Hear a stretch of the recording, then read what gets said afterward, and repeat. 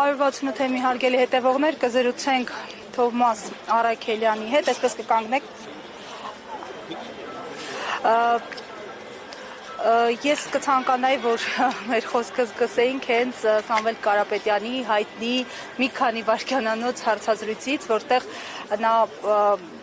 ուղղակի խոսել էր հայ առաքելական եկեղեցուն աջակցելու մասին, եւ սա պատճառ կարծես դարձավ, որ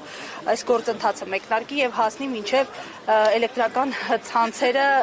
լիցենզիայից զրկելու, այսպես ազգայնականացնելու կոչերի։ Հանգուցալուծումը որտեղ եք տեսնում, որովհետև իշխանություններ եկեղեցի այս տարանջատումը շարունակվում է եւ իշխանությունները անզիջում են ընդդեմ եկեղեցու, այսպես իրենց այսպես կոչված պայքարի մեջ։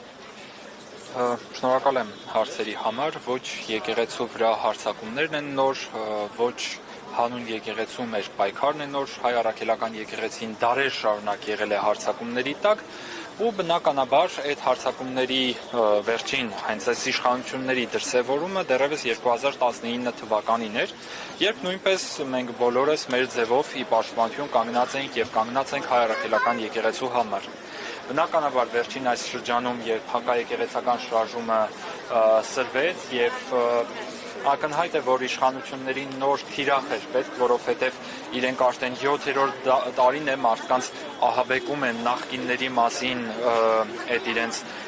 ատելության խոսքով, ու բնական է, որ մարդիկ հոգնել են, դու չես կարող մարդկանց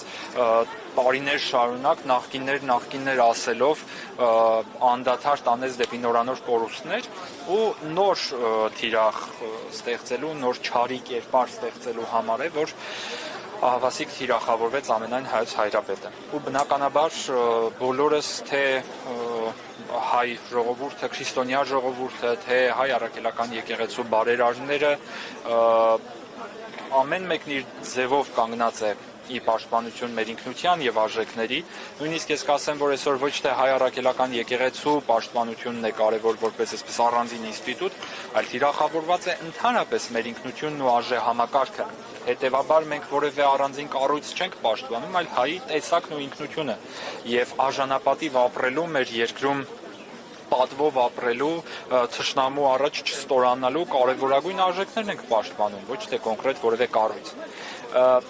Եվ պաշտպանում ենք մեր ձևով ու արդեն գիտեք, թեկուզ եթե խոսենք վերջին ամիսների մասին, բոլորի համար ակնհայտ է, որ մեր ձևը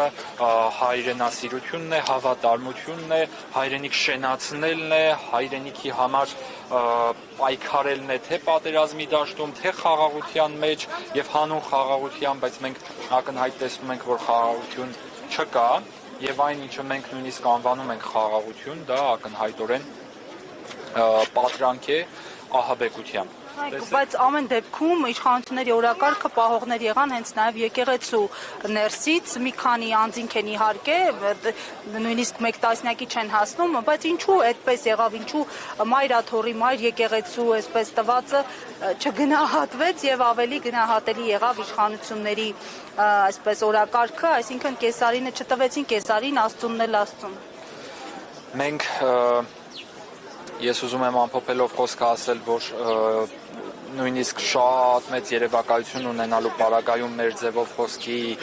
ենթատեքստում նույնիսկ չի կարելի տեսնել ահաբեկության միտում եւ ընդհանրապես տարիներ շարունակ մեզ ահաբեկում են պատերազմով։ Եթե չտանք պատերազմ կլինի, եթե սա ասենք պատերազմ կլինի, իմ կարծիքով հոգեբանական ահաբեկչությունը, որը այսօր իրականանում է Հայաստանում, այս ատելության մթնոլորտը, որ ամեն վայրկյան սերմանվում է, այս ձերբակալությունների եւ քաղաքական ձերբակալությունների անդադրում շարքը թե հոգևորականներին, թե հասարակական գործիչներին, թե հիմա առաջկայում տեսնում ենք, որ ակնհայտ միտումը կա լրագրողների հետ կապված, այս ամենը իհարկե հոգեբանական ահաբեկչություն է եւ սարսափելի ճնշում հայ ժողովրդի վրա եւ մենք ահաբեկիչներ չենք, չգիտենք թե իրենք ինչից են ահաբեկված։ Երևի իրենք ահաբեկված են իրենց իսկ ստերից, երևի իրենք ահաբեկված են իրենց իսկ սերմանած ատելության մթնոլորտից եւ տարիներ շարունակ այնպիսի մի ատելության մթնոլորտ են գեներացրել եւ այնպես են իրենց ամբողջ թիմը կառուցել կոմպրոմատների հիման վրա, ամբողջ իրենց քաղաքական կուսակցությունը պահել կոմպրոմատների վրա, որ ակնհայտ է, որ այդ ստի կայսրությունը պայթելու է եւ այդ պայթյունի բեկորներից տուժելու են հենց իրենք։ Եթե իրենք իրենց իսկ ստեղծած կայսրության ահաբեկությունից են ահաբեկված եւ իրենց իսկ ստեղծած ատելության մթնոլորտից են վախի մեջ, ապա մեզ մնում է միայն աղոթել իրենց համար։ Մենք ահաբեկիչներ չենք, որևէ հայ մարդ, որևէ հայ ինքնություն ունեցող մարդ երբեք